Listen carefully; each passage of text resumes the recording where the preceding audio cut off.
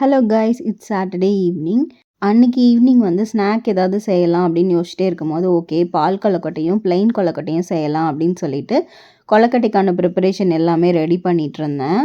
அப்போ பார்த்தீங்கன்னா ஹஸ்பண்டுமே chicken chilli வந்து வாங்கிட்டு வந்திருந்தாங்க. சம்டைம் வந்து நம்ம டீ குடிக்கிறதுக்கு எந்த ஸ்நாக்குமே இருக்காது. சம்டைம் வந்து நிறைய ஸ்நாக்ஸ் மேலே மேலே நமக்கு கிடச்சிட்டே இருக்கும். அந்த மாதிரி ஒரு லக்கி டே தான் அன்னைக்கு.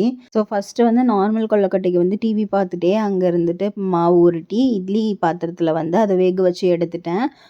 பால் கொழுக்கட்டைக்கு தண்ணி வந்து நல்ல கொதி வரணும். கொதி வந்ததும் நம்ம கொழுக்கட்டை மாதிரி பிடிச்சி வச்சுருக்கிறத வந்து அதில் ஆட் பண்ணிக்கலாம். அந்த கொழுக்கட்டை வந்து நல்லா வெந்ததும் நம்ம துருவி வச்சுருக்கிற கருப்பட்டி அல்லது வெல்லம் அந்த மாதிரி ஏதாவது ஆட் பண்ணிவிட்டு அது நல்ல ஒரு பாயில் வந்ததும் ஏலக்காய் பொடி வந்து ஆட் பண்ணிக்கலாம். தென் அது கூடவே நான் துருவின தேங்காயும் ஆட் பண்ணியிருக்கேன். ஸோ ரொம்ப சிம்பிளான ரொம்ப ஹெல்த்தியான ஒரு ஸ்நாக் ஐட்டம். ரொம்ப சூப்பராக இருந்தது. இதை சாப்பிட்டு அன்றைக்கி வந்து நாங்கள் டின்னரையே ஸ்கிப் பண்ணிட்டோம். ரொம்ப ஃபில்லிங்காக இருந்தது. சிக்கன் சில்லியாக இருந்ததுன்னு சாப்பிட்டதே ரொம்ப ஸ்டொமக் ஃபுல்லாகிடுச்சு.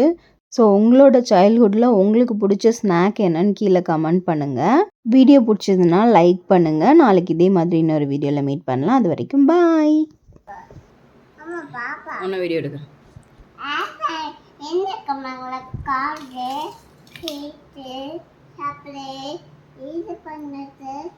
இன்னும்